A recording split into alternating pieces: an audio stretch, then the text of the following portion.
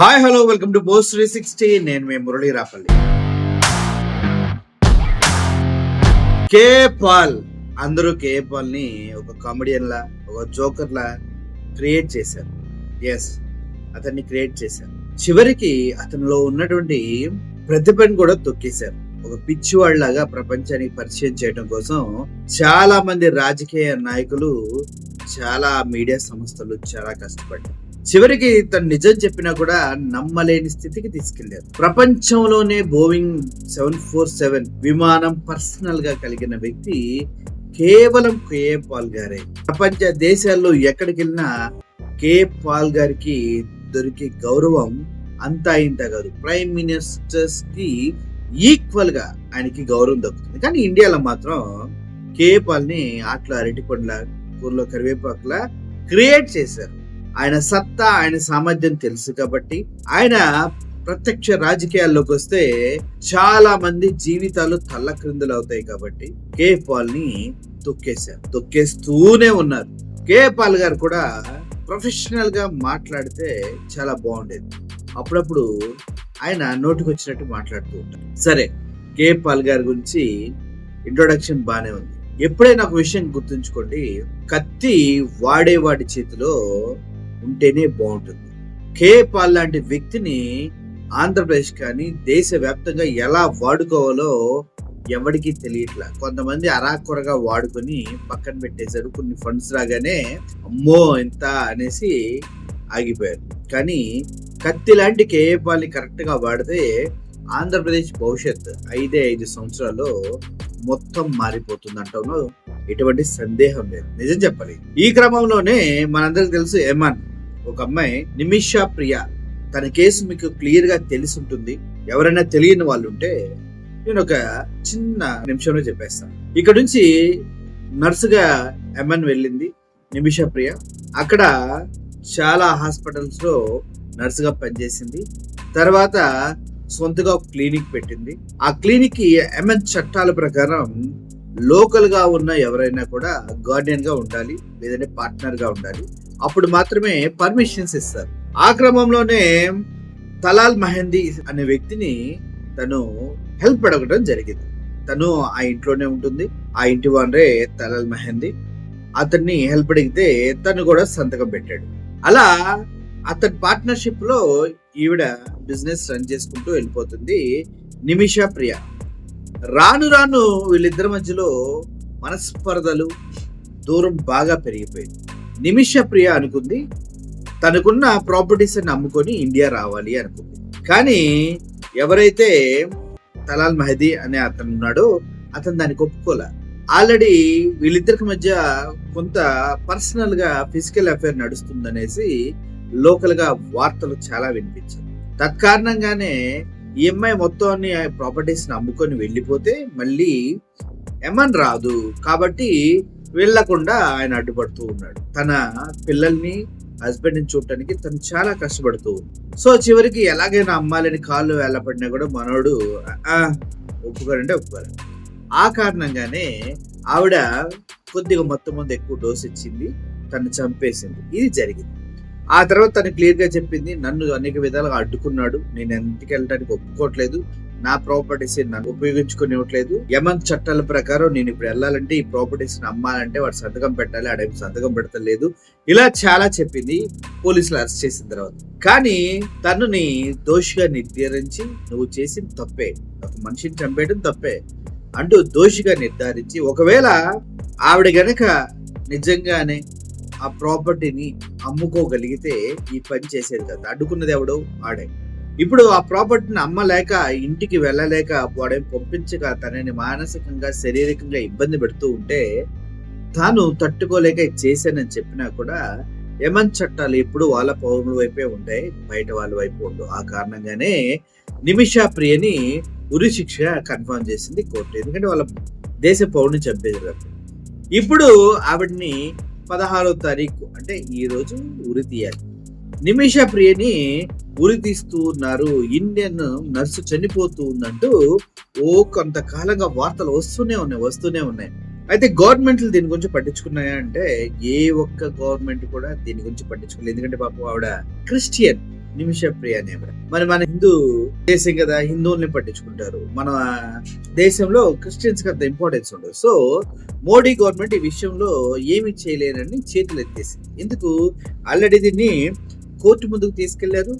Court ముందుకు తీసుకెళ్ళినప్పుడు వాడు మాట్లాడింది అదే, మనకి యమన్ కంట్రీకి మంచి అనుబంధాలు లేవు, తత్కారణంగా మనం ఏమి చేయలేము, అక్కడికి వెళ్ళి అడగలేము, ఇలా చెప్పారు. కానీ అసలు అక్కడ ఒక లాజిక్ పాయింట్ అనేది మిస్ అయిపోయింది ప్రభుత్వం. యమన్ లో బ్లడ్ మనీ అనే ఒక చట్టం ఉంటుంది. ఇప్పుడు ఎవరినన్నా మీరు చంపేశారనుకోండి, యాక్సిడెంటల్ గా కానీ వాంటెడ్ గా కానీ, వాళ్ళ కుటుంబ సభ్యులు ఒప్పుకుంటే మీరు వారికి లంసమ్ ఆఫ్ అమౌంట్ మనీ ఇచ్చేసి ఆ కేసు నుంచి కొట్టించేసుకోవచ్చు. మేము ఇతను క్షమించేస్తున్నాం అని చెప్తే కోర్టులు కూడా వదిలేస్తాయి డబ్బు తీసుకు. ఇది అక్కడ లీగలైజ్డ్ ఒక చట్టం. సో ఈ కారణంగా బ్లడ్ మనీ ప్రకారం ఆ కుటుంబ సభ్యులకి డబ్బులు ఇచ్చేసి అవన్నీ విడిపించవచ్చు. కానీ ఎంత ఇవ్వాలి? 8 కోట్లు ఇవ్వాలి. కానీ గవర్నమెంట్ దానికి సిద్ధంగా ఉందా?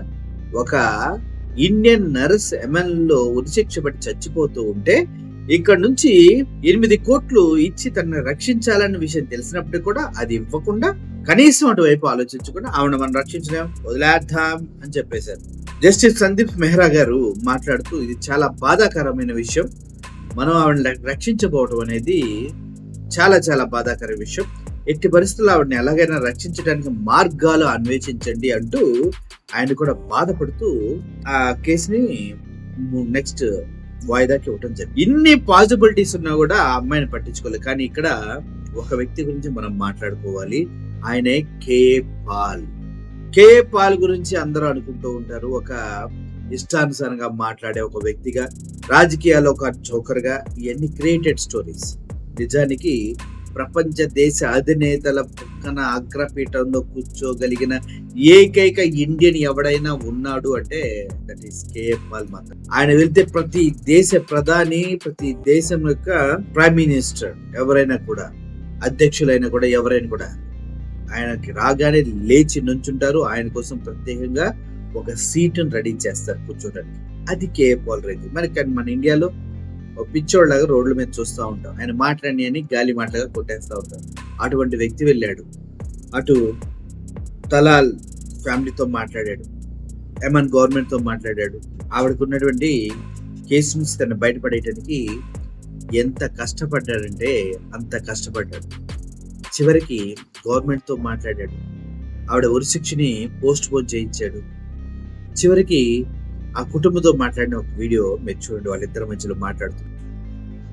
July 14th, 2 days left for Nimisha Priya execution 16. Pray that God would do miracles through our meetings here. In Yemen, Houthi should agree, President Al-Alimi should agree, as well as the international supporters. One side Iran, other side Saudi. In principle, the family agreed. Right now, 48 hours to go. God is doing miracles. 95% significant progress is made. We're not releasing all the names. Keep this in mind. God is God of miracles. He is a giver of life. The victim's family so courageously, boldly, Talal, Mahdi, they have agreed in principle. Priya's mother is in Sana now. Miracles can happen. అర్థమైంది కదా మీకు? దేవుడు అద్భుతాలు చేస్తున్నాడు. ఇంకా 48 గంటలు మాత్రమే ఉంది. గవర్నమెంట్ చేయలేని పని దేవుడు చేస్తున్నాడు. 2017 నుంచి నిమిష ప్రజల్లో ఉంది. నేను ఎవరితో కలిశానో చూడండి, ఎవరెవరితో మాట్లాడారు, ఇవన్నీ దేవుడు చేస్తున్నాడు. అందుకే నేను ఇండియాలో లేకుండా ఇక్కడ యెమెన్కి వచ్చాను, టర్కీకి వచ్చాను, ఇరాన్తో మీటింగ్ చర్చలు జరుగుతున్నాయి, అన్నీ సక్సెస్ అయిపోయాయి. నిన్న ఉదయం నుండి ఇప్పుడు మీ ప్రార్థనలే దీన్ని తప్పకుండా సక్సెస్ చేస్తాయి. అంతే. ఇదందరికీ పంపించండి. ప్రతి మీడియా వారు నిమిష బ్రతికుండాలి ప్రియా అన్నవారు ప్రతి ఒక్కరు నేషనల్ గా, ఇంటర్నేషనల్ గా రిలీజియన్ ఆఫ్ పీస్ అని ప్రపంచానికి తెలియడానికి ప్రతి ఒక్కరు దీన్ని అందరికి పంపించి వైరల్ చేయండి. God bless you. Thank you very much. చూసారు కదా, ఎవరన్నా ఈ రోజుల్లో ఒక వ్యక్తి కోసం ఒక కంట్రీ వెళ్ళి వాళ్ళ కుటుంబాలని వాళ్ళ దేశాన్ని ఒప్పించి ప్రాణాన్ని కాపాడి తీసుకొచ్చినోడు మన కళ్ళకి పిచ్చోళ్ళ కనిపిస్తే పిచ్చనా కొడుకులు ఎవరో ఒకసారి మీరే ఆలోచించండి. కళ్ళబుల్లి మాటలకు సూది కబుర్లకి లొంగిపోయి నిజమే అని ఒక భ్రమలో బ్రతికే మనమా, లేదంటే రియాలిటీలో నేను ఇన్ని లక్షల కోట్లు తేగలను, నేను ఇంత చేయగలను, ఏ కంట్రీకి వెళ్ళినా ఎంత అయినా దేశం కోసం తేగలను అని గర్వంగా చెప్పే వ్యక్తి.